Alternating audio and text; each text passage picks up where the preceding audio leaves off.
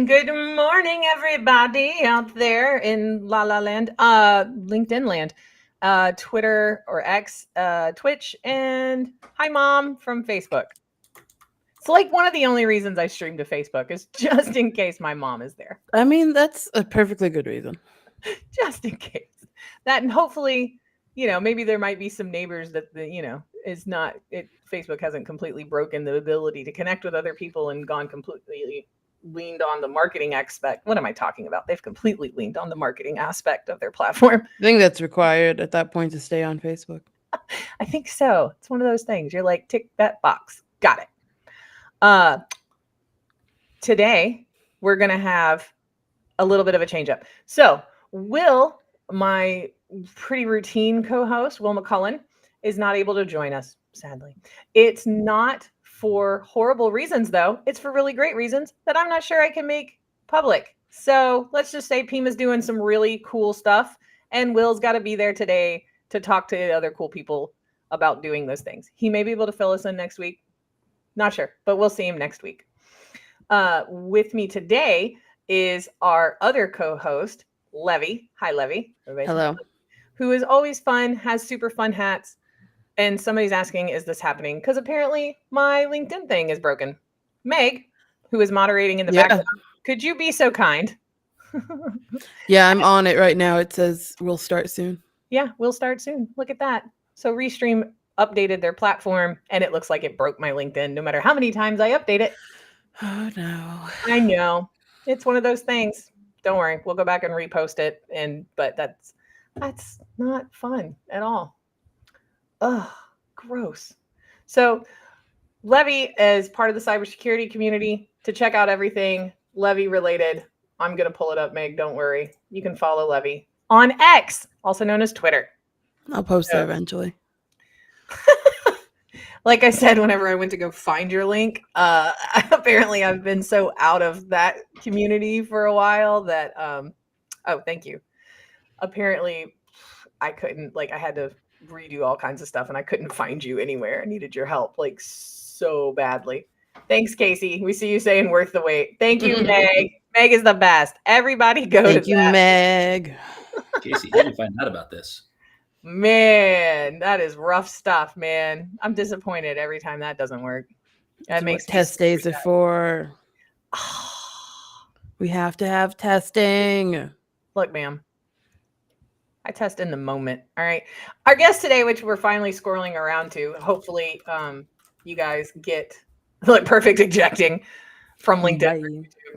Yeah, there you go. Like they say, they're coming. They're on their way. That's what I'm stalling for, if you can't tell. What's Party? Up? Our guest today is Tim Wainwright, who is the CEO at SRA, not to be confused with RSA, which you've been at recently. Were you there? No? I was at the conference, sure. Yeah. So how was the conference? Which one? The one in San Francisco? Because there's a couple. I don't think so. I think there's only one. No? RSA. Yeah, RSA conference. I have a standing agreement with RSA. If they let me do a talk, I will come. And if they don't accept my talk, I will not come and they won't care. I like this agreement. It's very transparent. It's unwritten and unspoken until now, but no, it's a lot of fun. It's really a lot of fun. And I'm a very goofy RSA presenter. Don't let the collar fool you. He tried to get a hat. Also, if you are, this is a pro tip for if you ever want to do a presentation at RSA and no one knows who you are, which, here we go. That's where I'm starting from too. Just find someone way cooler than you to co-present with. That's how you get in. Never, even if you have the best idea or you wrote a new piece of software or something that you're willing to give away, nobody cares that they don't know who you are. The community does not know who you are. But if you talk a friend, we all have, friends in the industry who are more famous than us, right? Agree? Rachel, Levy, agree? Some people know us, but there's. Yeah, what are you talking about? You have a more famous friend. I'm going to say, Rachel, I need you to come with me for a talk. So I have a cool friend. No. What? You're going to make, I'm going to you're somebody's more famous friend. And frankly, you should be getting them into a conference by doing that. But have a cooler friend and co-present. You have a much better chance of getting accepted, I think. I like this. I like Mhm. this. I do. I was gonna joke and say I am the coolest friend I know. That is not true. I know I know way cooler people than me. I'm pretty much the least cool person. I was actually gonna ask Levy and you if we could co-present at some point. I'm always happy to do stuff. It's fun getting out and doing things, especially for like I work fully remote. So Yeah. I don't see humans anymore. I just see fur babies or Furbies, as I like to call them, which freaks people out. Yeah. I think the chat blew up. Did anybody see that? Is it not still working? Or maybe it's just the Restream client I'm using here. Maybe it's just the restream climate. No, it's still working. Okay, yeah, I see it. I see it on the main screen. Yeah. Let's see. Hello, hello, hello. It's coming up. Why did I think there was more than one RSA conference though? Like That's because there's a million other conferences and they all sound the same. Yeah, they do. Every What? single one of them. Yep. So off of RSA, what does SRA stand for? Yeah, so SRA stands for Security Risk Advisors, which is the most straightforward yet boring name possible for a company. But almost 14 years ago, we did it on purpose. We did it on purpose because at the time, and there still are, this company still exists, but I'll cite a company like Rapid7 has a really cool name. Yeah. But what the hell does that mean? What do they do? Right. Yeah. And so they pulled that off, but we didn't think we might pull that off. We were like, we can't call ourselves something that like no one can tell exactly what we do. So that was it. And we kicked around a bunch of different names that were very boring but intuitive. And that's how we wound up with it. So we are a consulting company. We're about 300 people across the globe. We're in the United States as far as Hawaii, all the way out to Maine. So kind of across the whole US. And we have a team in Ireland, in Southeast Ireland, and we have a growing team in Australia. And Very cool. We do consulting and we do SOC, which is basically just 24/7 consulting. So basically, Yeah, right? basically, yeah. And we do some software. Yeah. Very cool. So I understand, right? Like you're here in the US, so you're going to be like, well, I'm going to focus on the US. Why the focus in Ireland and then Australia as well? Are they coming up more into the industry or? Initially for Follow the Sun SOC, right? So being able to have a team that works around the clock, but also like every other normal person has a life if they choose to. They're not necessarily working at 3 a.m. And we do have some team members who prefer that and who do that anyway. There's different kinds of vampires, you know that. Yeah. Oh yeah. But there's still that's not everybody. And even if you're a vampire, like in one stage of life, you may not want to be in the next. True. So that's the main reason. But this is something that I believe, and I'm not just making this up right now, although I may say it wrong, but I do believe that there are brilliant people with huge potential born in every corner of our planet every day. Oh, absolutely.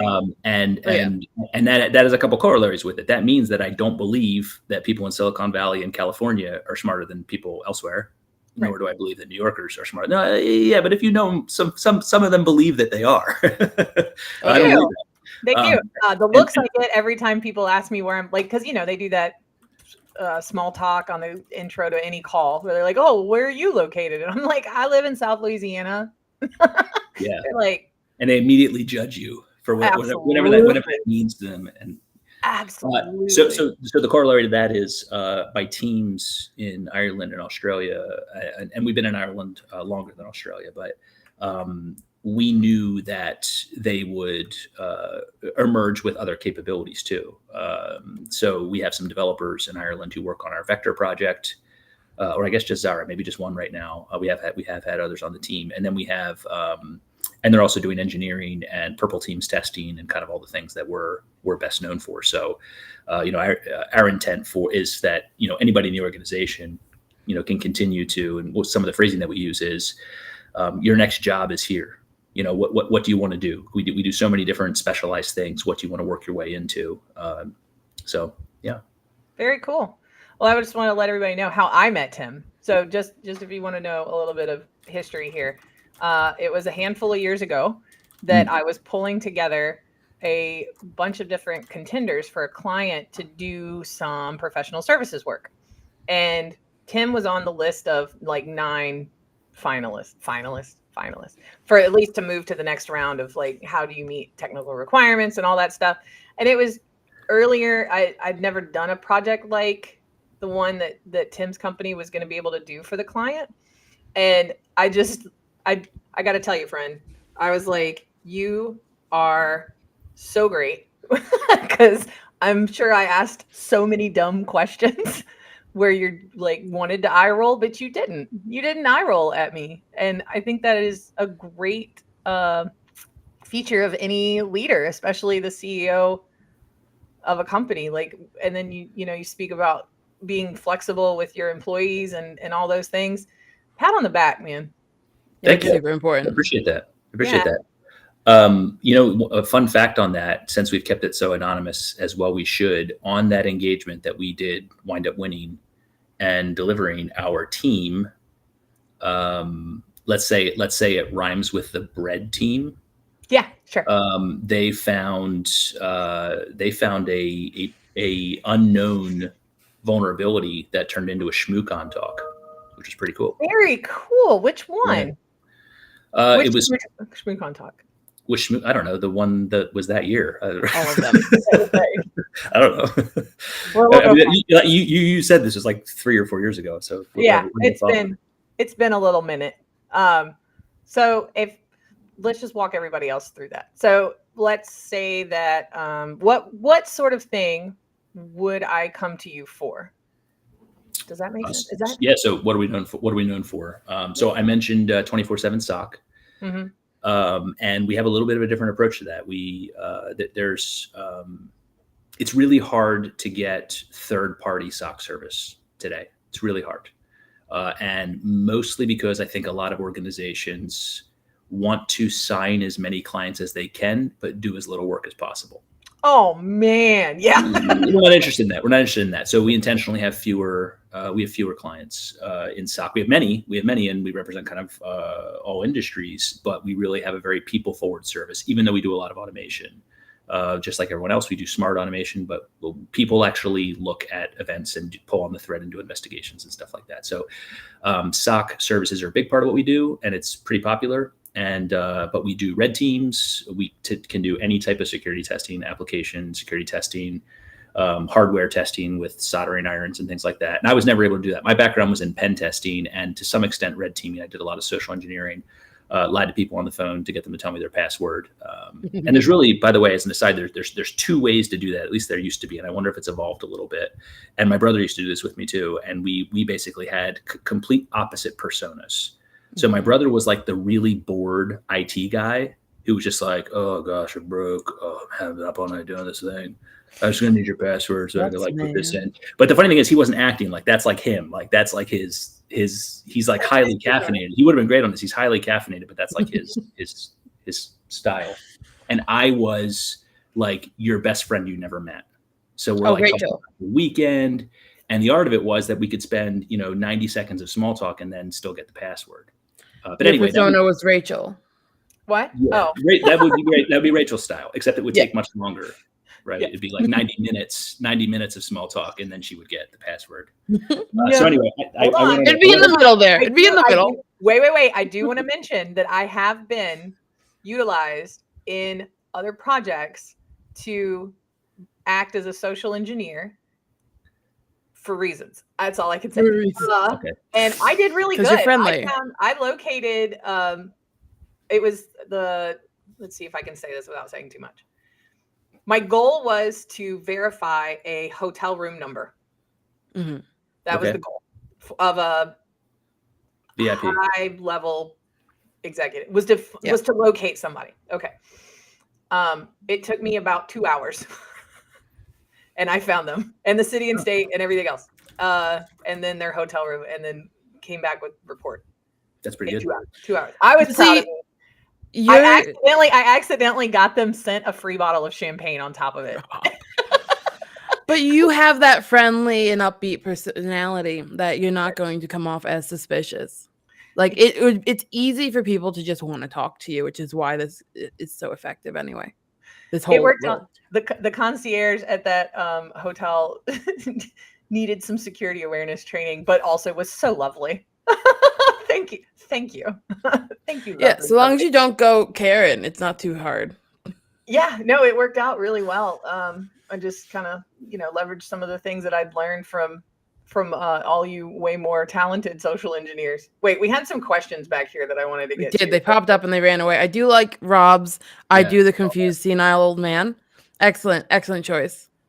That's good, but like, is the person on the other end of the line, assuming you're on the phone here, are they going to take you seriously? Like not that they don't believe they don't believe you're that person, but why would they give you their password? Like, what's Yeah, this guy? it really depends on the goal. Yeah, what's this guy going to do with it? Yeah. So we had a question come in from Arnis Cross. Hi, how are you?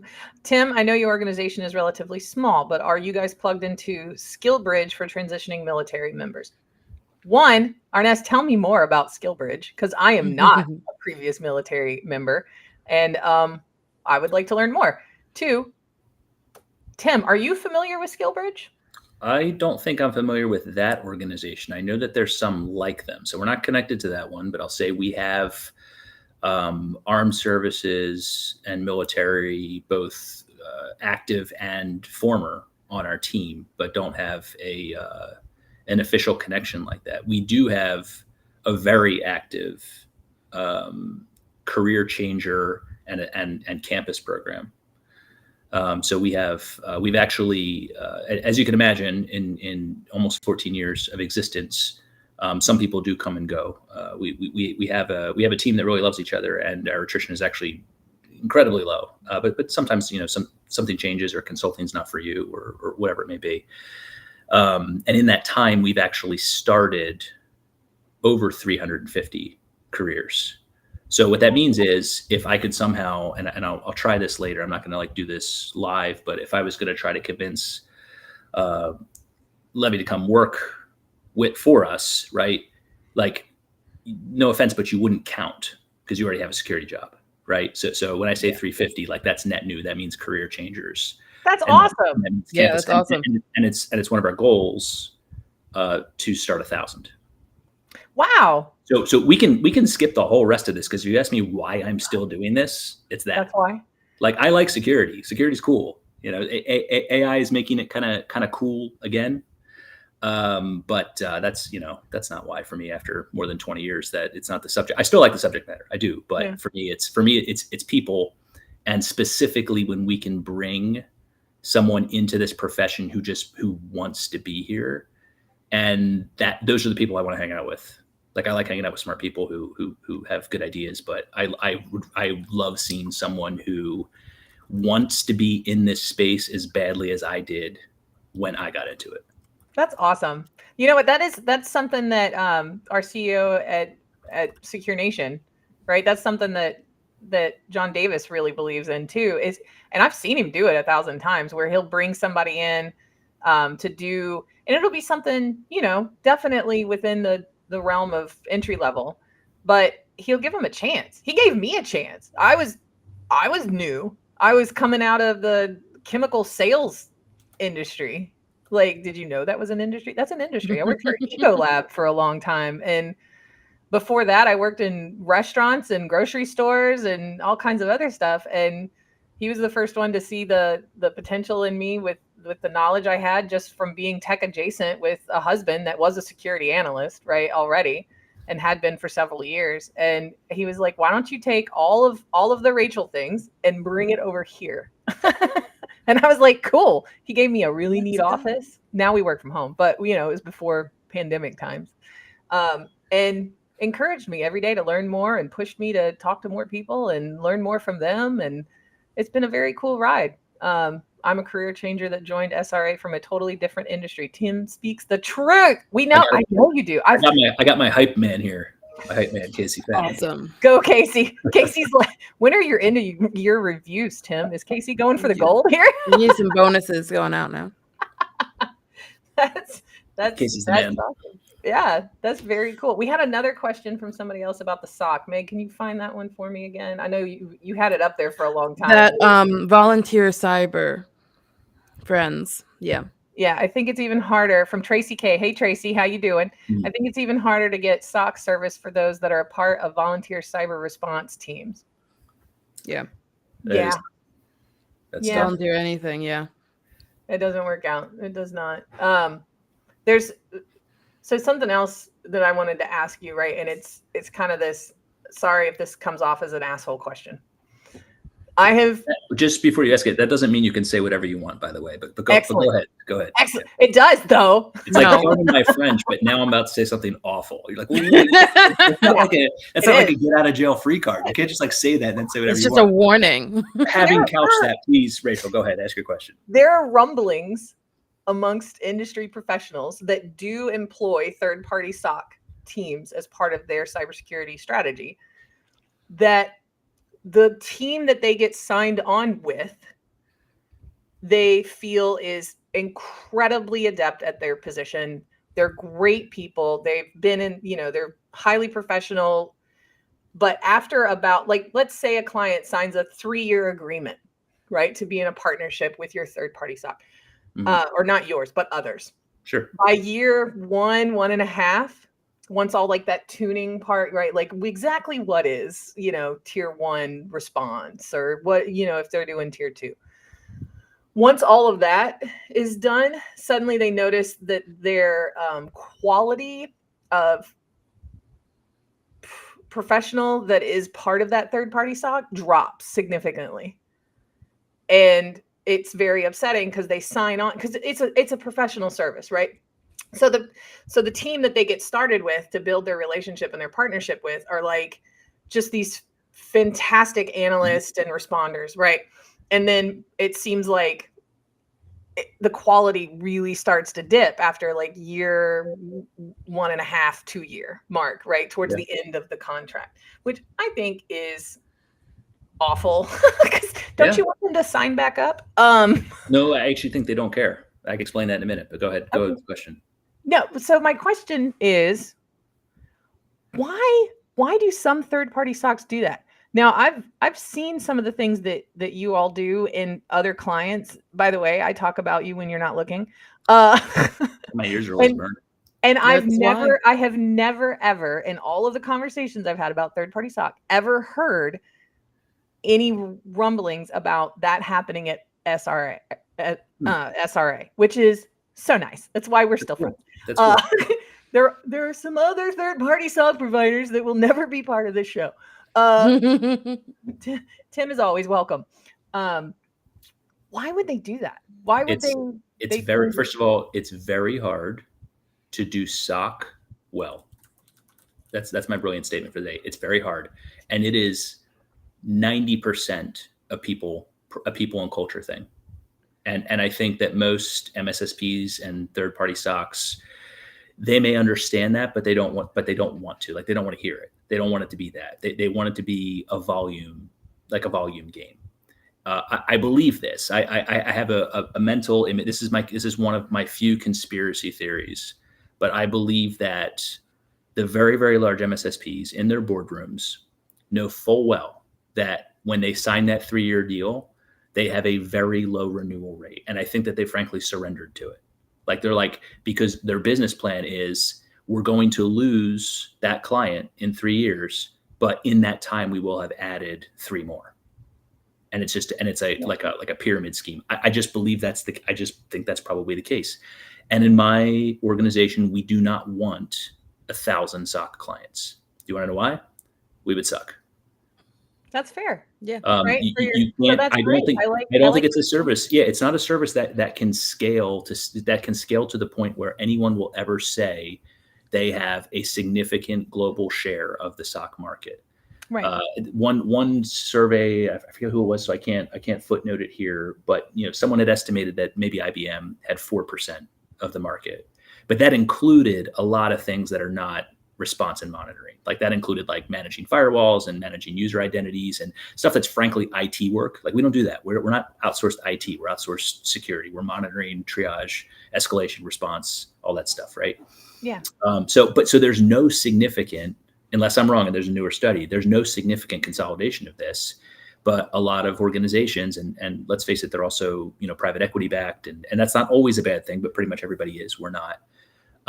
They have to go into this growth mode where they sign as much business as they can. And that means that they're good people, which they all have, are going to be spread super thin. And maybe part of what you're seeing, Rachel, is that means that people get shuffled around a lot. And one of the things that one of my clients told me within the last year that just was an aha moment for me, and I love it when someone can point out something like this to me that I just haven't realized. They said, Tim, you've been our SOC for the past 7 years, and I can't believe that it's still mainly the same team. It's the same team here. I was like, yeah, you're right. We should probably, and then I'm like, we should probably rotate them off to give them more experiences. But yeah. But as I said, it's entirely cultural, and we've been doing SOC for between 8 and 9 years now. And since we were, a red team, pen test, engineering firm, we've always done some GRC work like PCI and stuff like that. We've done kind of the 9 to 5 consulting. And so we would see other SOCs and we'd be like, man, we're going to be awesome at it. Once we decide to do it, we're going to be awesome at this because we know why everyone else is bad. Well, let me tell you, we sucked for the first 3 years.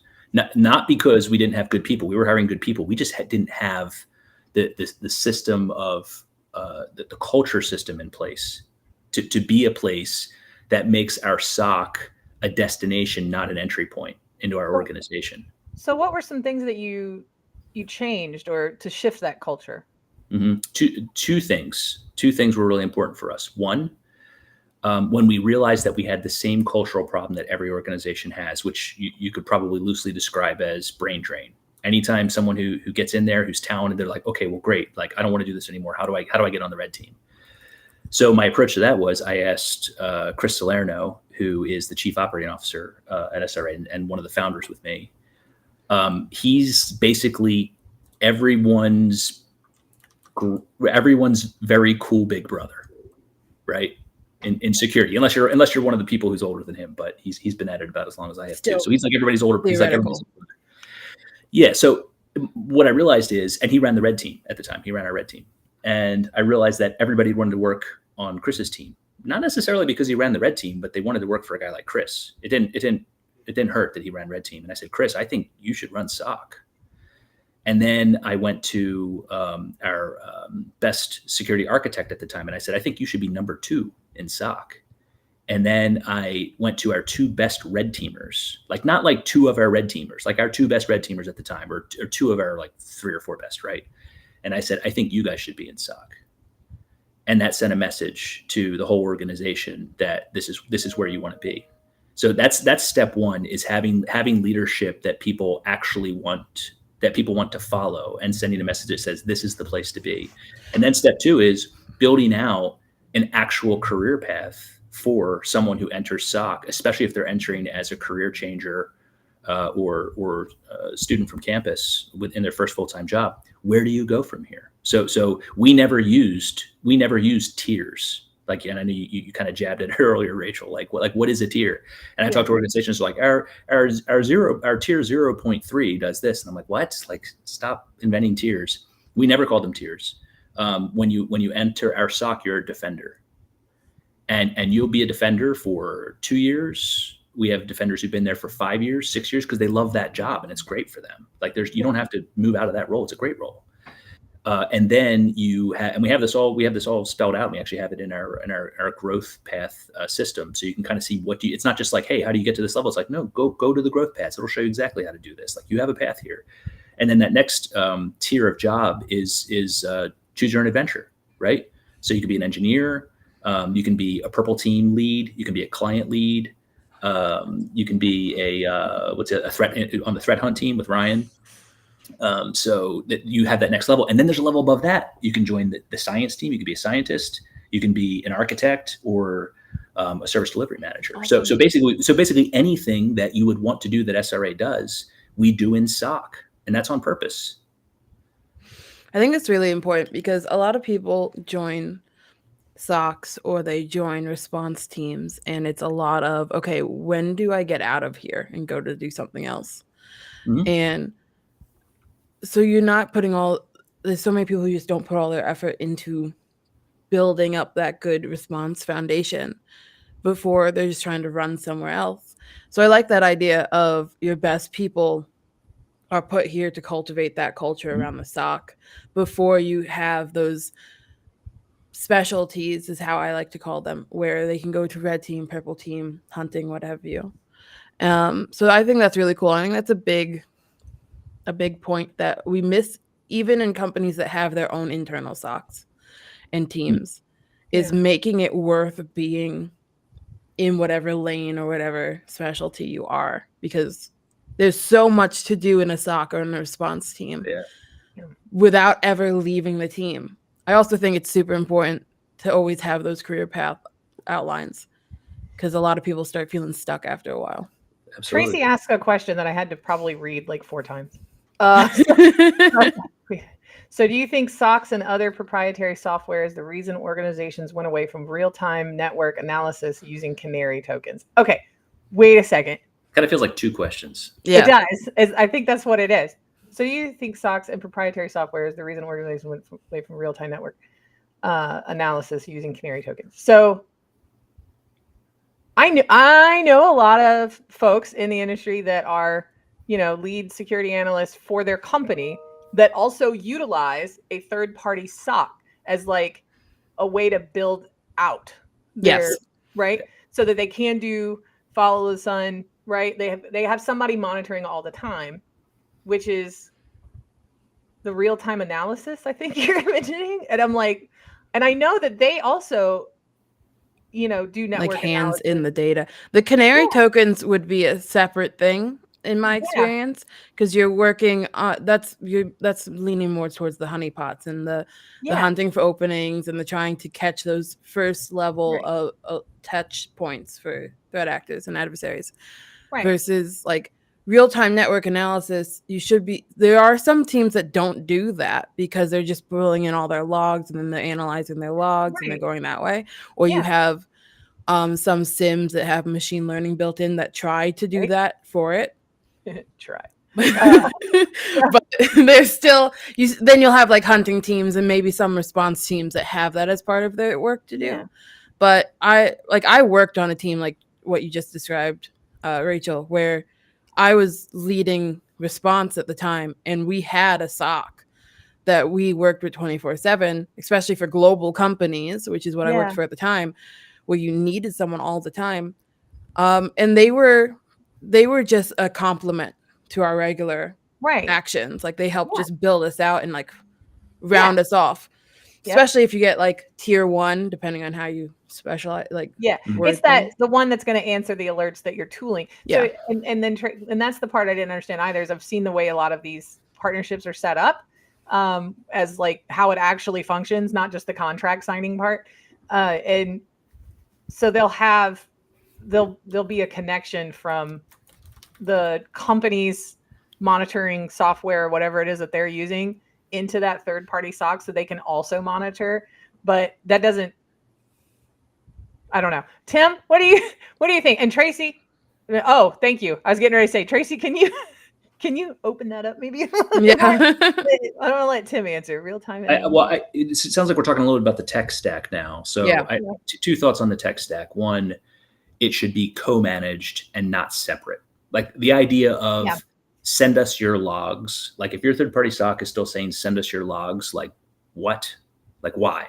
Like that was like the SOC from like 15 and 20 years ago. That architecture makes 0 sense for many reasons. I mean, it also doesn't make sense because you also still don't have custody of your data. Your SOC, your security data lake. And by the way, the center of your SOC is not your SIM, or it shouldn't be. It should be your security data lake. That's where everything happens. The SIM is just a tool that hangs off it. But all of this stuff, that whole ecosystem should be in your tenant, like your cloud tenant, because basically everything's cloud-based now. Like you shouldn't be sending stuff anywhere else. And any third-party SOC provider should be able to have secure federation into that to be able to run that capability for you. So to me, that's modern architecture, and kind of point 1 on the tech stack. The other part of the tech stack too is, and this is part of the problem in the industry, is our CISOs are being oversold on automation. Oh man. You definitely should be doing automation. You should be doing automation, but if someone's saying, "Oh, we're automating 90% of all of this," like that should be a huge red flag. Yeah, you need smart people to look at this stuff still. Yeah, I think. Oh no, I'm with. That also goes for AI, because a lot of AI is overfit to begin with, so you're actually going to be losing stuff. You're not going to be getting everything you could be getting manually or with the process and methodology you make in-house. And most people, it's all old data. So like in the sims that have that machine learning element, it's all old data. It's not novel data. So if it's not trained regularly and tuned, you're going to lose even more. And it's so easy to overfit stuff. It's the same idea. So I think there is a lot of misunderstanding of like how to use automation and AI in the most effective ways because they're buzzwords and people love buzzwords. I hate them so much. Buzzword bingo every day. I know how much you love it, and that's why I utilize AI every time I create the description for our show. I know. And mangled my bio with AI. It was fine as is. I could recognize it. I recognized it. I was like, some of this text I wrote, some of this got switched around by AI. But I called you out, and you owned it. Oh, definitely. Oh, 100%. I'm pretty sure Rachel does it just to bother me sometimes. So just to be clear, the coffee table talk is not my job. I mean, kind of. Like, I have a boss that's amazing, and he's like, oh, you want to do a live show for community outreach and networking purposes and then be able to have guests on that are the people you talk to anyway? Sure. Right? Like, thanks, John Davis. Thank you. But love you, John Davis. But my actual purpose in life is to, like, with no frills, and I'm gonna be real straight. I'm supposed to sell stuff. Boo. I sell crap stuff and shove it down people's throat. I sell the stuff you want that actually, and if you go, well, we just need something to do XYZ, I'm going to start asking questions like, precisely what do you mean by XYZ? Like, I'm going to handhold you if you need it. If Rachel lives up to her name, the human API. If you just want somebody to contact the vendors so they don't have your email address at work, please. I can also do that. What do you need? Poof. I'm like a genie in a lamp. So that's what I do. It's just, anyway, I forgot. I got off on a tangent. We love John Davis. Look, Meg, good job, Meg. Meg is also love John Davis. Going for her end of year review gold star. So I'm unbiased. I don't get review goals because I don't work for SecureNation, but we love John Davis. We do love John Davis.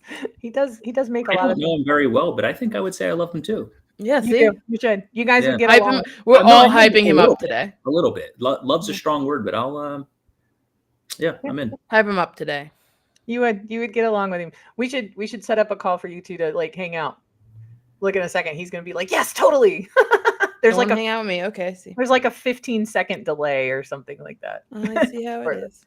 Tracy, man, coming in hot with the I like Rob. Rob says the coffee talks is not your job. It's your hobby. Enough time in it. It's a hobby jobby. It is a hobby jobby. Hobby jobby. I love it. Love that. Thank you, Rob. I love Meg's. You can love him too through the QR code. Look, I understand that most of the people that are here are in security, and they're like, Rachel, why are you sharing QR codes? And all of your I hate them so much. Belief in me just sunk so far down. I want everyone to know Rachel would not let me do the QR code I wanted. Which was on purpose because I don't think QR codes are safe. They're not. You know, which is why I want to rickroll people. I got a fun idea that we should print out QR codes that lead to like some YouTube channel that talks about security awareness in general and be specific, right? So like the QR codes at a restaurant, it should lead to one of the content producers that make the one about why QR codes at restaurants are horrible. Yeah. And then stick that sticker over it and then they scan it instead of getting a menu. It would be easier if we made that channel than it would be to send them to some other channel who could get in trouble for doing that to a business. Oh. True, yeah. Because you know what I was thinking, right? I'm thinking like Wiser, like Gabby from Gabriel Friedlander is the founder, whatever. Anyway, he makes most of his stuff for free for other people to enjoy. So I was thinking like a free one.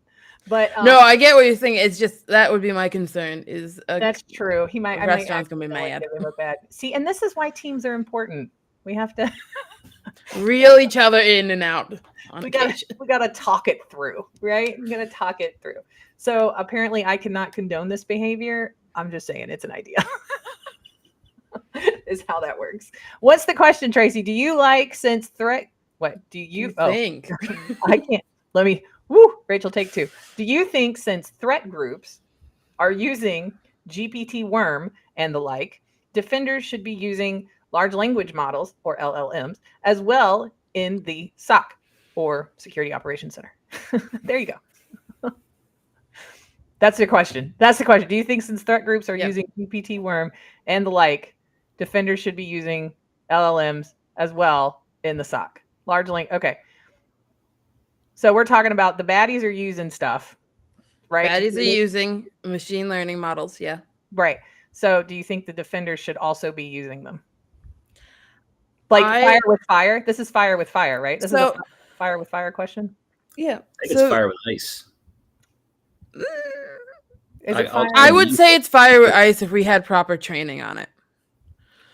I think I think that the defense with LLMs is different than the offense with LLMs. Like we're not using the same techniques, right? That's what I mean. So I think that's why I've struggled with that one. Like because I'm wrapping my brain around it as I'm reading it, and I'm like, yeah.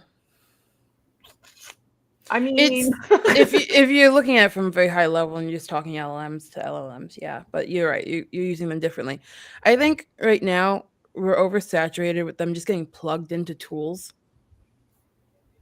But no, that's like if you go and you get a basic cybersecurity or security certification, or you go through a computer science course or something, you're not guaranteed any review on artificial intelligence and machine learning or these LLMs. So they're getting plugged into all these tools. And we have a whole workforce, not only that's older, but also newer, that does not have necessarily the resources yet to understand how to use these in the most effective way, or to even understand how adversaries might be using them. I think we're stuck with them. We're going to have to use them. I build them, so it's not like I'm anti-AI or anything, but we do need to try to focus more on educating our community and getting more information out there on this topic, I think. Because right now it's just, fancy button in a tool. Press button. It's going to solve all of our problems. And it's just that's not necessarily the case. But I do think we do have to keep using them better and better. And I get you, Tracy, because purple team's my bread and butter. I love purple team stuff. I do believe that the more you know, the better you can defend or be offensive. So that's always my shtick, is digging in and let's get everybody up to speed with the basics so we can start building it up rather than pressing buttons. Yeah, I mean, and I agree with you, Tracy. Definitely like understanding how to hack into systems or crack them open in ways that may not necessarily be great for that, right? Like understanding the vulnerabilities that exist and how people utilize them to get into something, right? Obviously, that definitely, right? If you know where the hole is, you know what I mean? Like pour the cement. I think it makes you a much better defender. And if you know that that's one way that they've performed getting in something before, you'll be able to look for those similar indicators of compromise in other locations, right? Yeah. Yeah, I definitely agree. Good. Tracy agrees too. Tracy's absolutely. My point is answer accepted. The thing I'll add though is I think this LLM question on offense and defense, it's about one thing really. Okay. It's about speed. Yeah. So if you're going to use GPT Worm to help you come up with a more authentic and packaged phishing attack, like what you've done is something that you could have done as a bad guy, as a bad person. You could have done that. You could have done that without GPT Worm, but you were able to do it a lot faster now. Right. So when I say fire and ice, that's the fire, right? The ice part is, well, you're not going to necessarily use GPT Worm to counter that attack. Maybe there's something there. But what you're going to do is you're going to use AI and automation to recognize that attack, enrich the incident that comes into the SIM at 3 a.m. on the 4th of July. And then your defender is going to be able to react very quick, much faster to that attack. They're going to have context on the system that got popped because your user was convinced by that. And we're far from solving that problem. And they're going to know what the asset is. They're going to know what the activities look like. They're going to automatically have stuff pulled down from VirusTotal or wherever else they need. Like all that stuff is going to make them able to respond to a fast attack also with speed. Yeah. I agree with that entirely. I think a lot of this plug and play stuff we're seeing come out is for that speed component. And I'm biased because, again, I like working on this stuff and building this stuff out. I think it could be even better. It's just, how do we get more and more people to understand how it works, to implement it? But yeah, it's definitely a speed game. And that's one of the reasons I'm a big component for having stuff like canaries and tokens to try to get those first initial little seeds and understanding how you can see them. And automation is about understanding. And I think you were hitting on this. You cannot automate something you don't understand. Like, that's very foolish. That's been foolish. That's been foolish on the blue team side forever. Like, those using even early days of SOAR, and SOAR works better than it used to, but you couldn't you can never automate a use case you didn't understand inside and out. Right. And that also translates to the red team side, right? If you're going to automate red team operations, but you don't understand them, you're getting nothing. Like, that's garbage in, garbage out.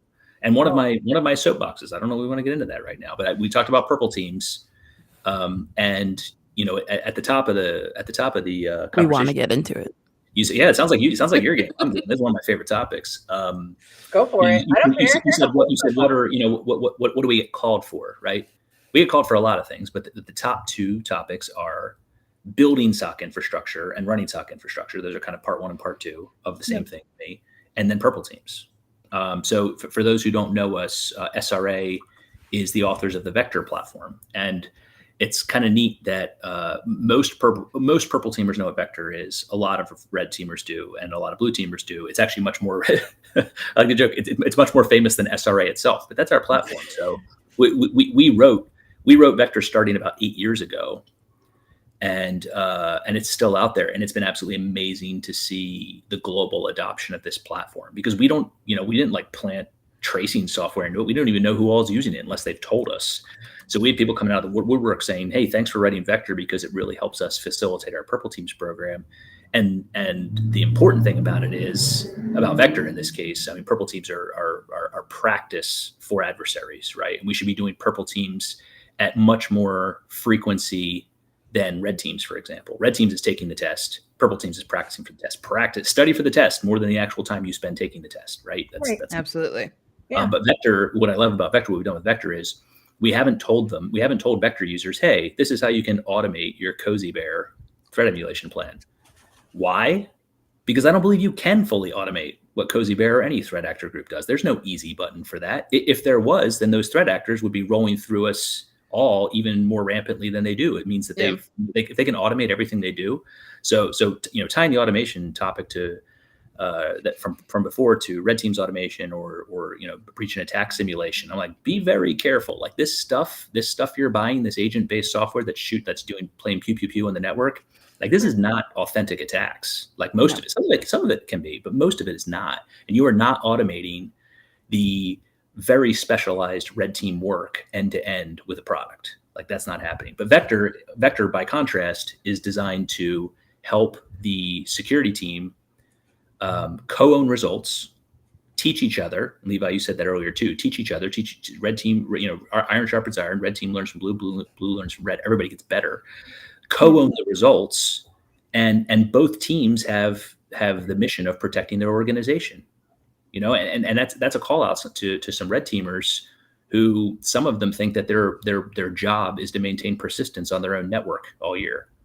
Like, that's not a high enough value. Like, that's an interesting proof of concept, but you need to be showing the blue team what that looks like so they can actually pick that up. Like, not just running away from it. It's not like a big game of hide and seek all year, right? You need to do more than that with your skills. I gotta say though, that sounds really fun. It does sound like fun. I would hear myself saying, I'm like, maybe it is that. Maybe it is that. But what we do with Vector is that Vector is a very metrics-oriented platform. It's designed to help organizations tell their story, very simply. We ran this expert simulation in-house. We learned from each other. We were surprised by some of the results, some of the things that we missed that we didn't know about, and we used that to get better. And then we did it again 3 months later, 6 months later. We got better. Here's the results. Here's a data-driven story of how our programs evolved. That's what we're doing with Vector. That's Very awesome. I like Vector.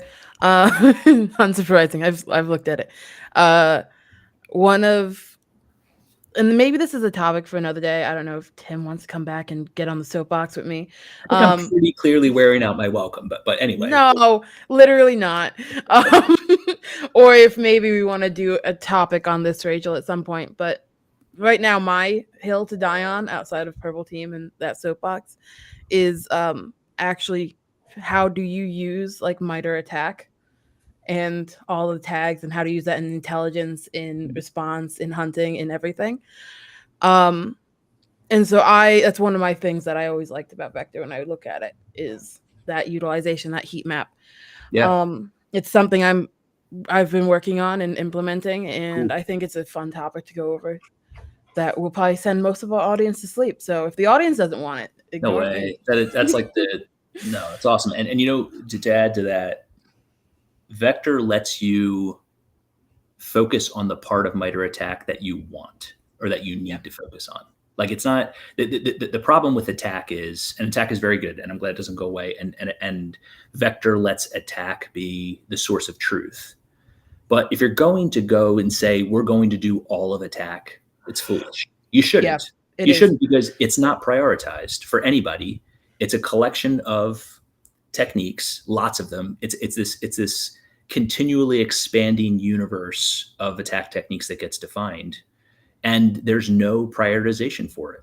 But in Vector, you can basically build your own threat emulation plan, whatever you want to do, and then see, okay, what is the subset of the MITRE ATT&CK heat map that we actually care about in our organization that we're going to improve on. And one of the things that we do to help is we create indexes of MITRE ATT&CK. So we've done this with industry groups like financial services and health, and we don't just write it ourselves. That would be interesting. We've got people with good ideas, but we get intel leads from these industries, usually about 60-ish per industry that we cover, and they help us write the test plan.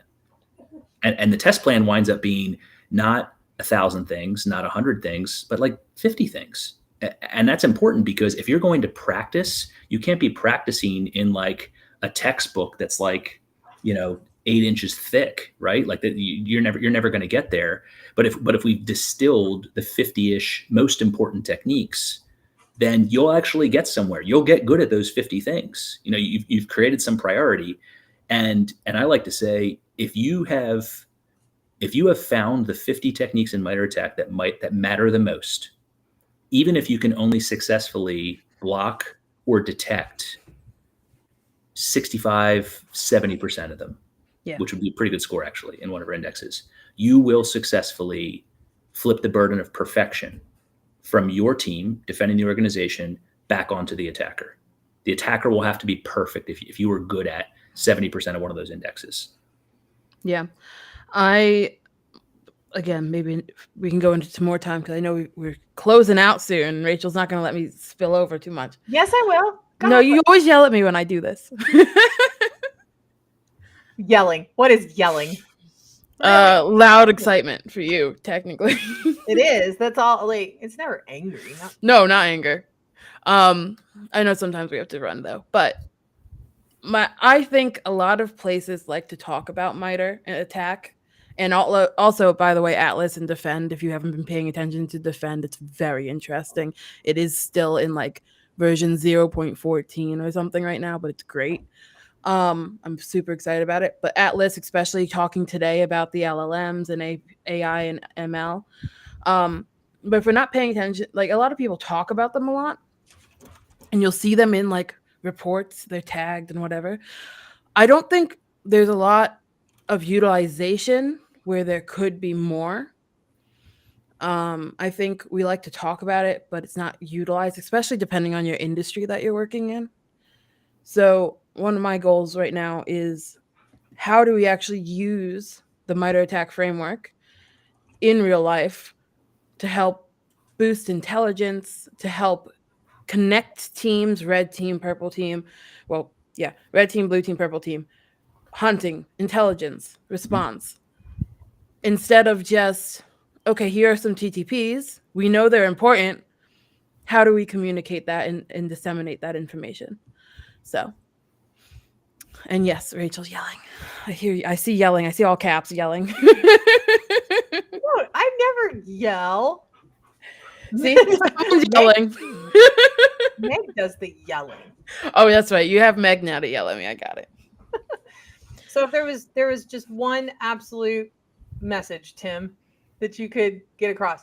No, that's not the one we want. Which one do we want? I want Tim to tell me. Yeah, more specific. Yeah, Tell us about the mushroom hat. Yeah. Oh, I wish. So, yeah, there's a mushroom hat that my daughter made, and I was going to wear it because you have that amazing rabbit hat. And before we started, I tore the house apart for 5 minutes looking for it and couldn't, which makes me think she took it to school and is wearing it at school, which is actually better than me. That's true. That is better. It's awesome. That is great. Handmade hat that looks like Toad from Super Mario. I love that. Cool. I love that a lot. So if you guys would like to talk more with Tim or any member of his team, feel free to reach out to either me or Tim, because we're partners. What? SecureNation and SRA are partners. So we can help you do that. We can help find the right person. Tim's a good guy, though. You can give him your email address. He's not going to do anything bad with it. Probably, maybe. You can find me on LinkedIn with that QR code, or just type my name in LinkedIn. Probably better idea. Yeah, you definitely. Less suspicious. Yep. You got to come back and see us next week. We're going to have Kim Kennedy from Sands. Don't you love how that goes? And finally, I got some paperwork done. Well, I lied. My Kim, not the Sands Kim, the SecureNation Kim, finally did her review of all partnership paperwork for ISC2, partnership with the Coffee Table Talks to run our own fundraising campaign to promote scholarships within the industry. I am really excited about that. Like, so stoked. You have no idea. Super exciting. It is. I am a one-woman kind of show here, sort of, when it comes to putting together a lot of stuff. And I have wanted to do some sort of scholarship fundraising section of the Coffee Table Talk, because we get y'all are so lovely. Our audience is really lovely. They reach out and they're like, we adore you guys. How can we support the Coffee Table Talks? And I'm like, well, it's not sponsored. So I don't know, buy Will a cup of coffee. He occasionally would like fancy coffee. I don't know. So we did that, but really, I'm so stoked. Especially whenever I have like vendor partners they're like, well, we have budget. We could just give you money. I'm like, money? No. That feels wrong. I don't want to do that. Like, Tim didn't pay to be here today. He agreed because he's a lovely person. He just came to do this because I invited him. Awesome. I was actually offered 2 other podcasts at this exact same time, and I chose yours. As you should. It's not true. You should. Damn it. Hyping up Rachel just to take it all away. Like you, so you know. But what's great about that is that I'll be able to say, actually, if you want. Now, this is still invitation only. I invite the guests, right? And there's no anything. Actually, I send them gifts, but they'll say, is there a cost for, can we sponsor it? Can we somehow support the live stream? And I'm always like, not really. But now I'll be able to give them a link to a campaign where they can take those sponsorship dollars and put them directly into ISC2's fundraising for certification scholarships as well as academic scholarships, helping to support the people that we need to bolster and give more education to join our industry. I'm so excited. Like, that is phenomenal, because super exciting. Certifications are a necessary thing in a lot of job markets, and they're sometimes outrageously expensive. Sometimes. They are. Well, there's a couple of free ones out there that you can go grab, but some of the higher up one, you know what I mean? And yeah. I was like, let's make that a thing. I'm so stoked. The lovely lady from the ISC2 section is going to be at our GERCON live stream as my guest. Stoked about that. That's going to be in 3 weeks. Oh my God, this month is so busy. I'm headed to Indianapolis in 2 weeks. So if you guys are in the Indianapolis area, give me a shout out. Let me know. We'll stop by, grab a bite or a cup of coffee, whatever. that's where I'm going to be. Any fun places you're going to be, Tim, coming up, or are you just hanging out at the house? No, in fact, I'm rarely at. I know we got to go here. I'm rarely at the house. Just on Fridays, sometimes because hardly anybody goes to the office. My office is in Philadelphia. I love going to the office. Nice. There's a nonstop stream of coffee, although I can get that here too. But it's where it's happening. It's where the energy is. And to my earlier point about being excited about people entering the industry, all our interns are there. Like it's just I get to have fun. We play Super Smash Brothers and ping pong. And I am better at Super Smash Brothers than I should be. Like invite me. Yeah, as a grown-ass adult. Yeah. We will play. Who's your main? Who's your main? I don't know, whichever one I feel like that day, and then I mash buttons until I win. That you will never Zelda. win. You would never win. Okay. I'm a Terry main. I insist. Yeah. So I'm in the office more. I'm a big advocate of when you can, be in person because you really do build different connections. It's not like it used to be. It's not every day and it's not every week, but I think it's really important for culture. I think so too. I like that. That's lovely. Well, we will see you crazy folks next week. Tim, have a great weekend. And thank you so much for coming and hanging out. That wasn't nearly as Tim told us in the pre-show. Tim lied. He said, I'm such a drag. It's going to be terrible. It's I just said engineering tactic is to lower that bar real fast. And I did get your passwords. I didn't. No, I just said like, look, I can be fun for like 20 minutes and then you're gonna be like, why is this an hour? But no, we had a good time, right? Thank you. Yeah. It was fun for the whole time. It was fun the whole time. And I think informative. Thank you. Again, hang out for a second after I hit the end stream button though, because I want to socially engineer your shipping address out of you. For totally legit reasons. Totally legit reasons. All right. This is the part where we smile and wave and tell everybody to have a great week.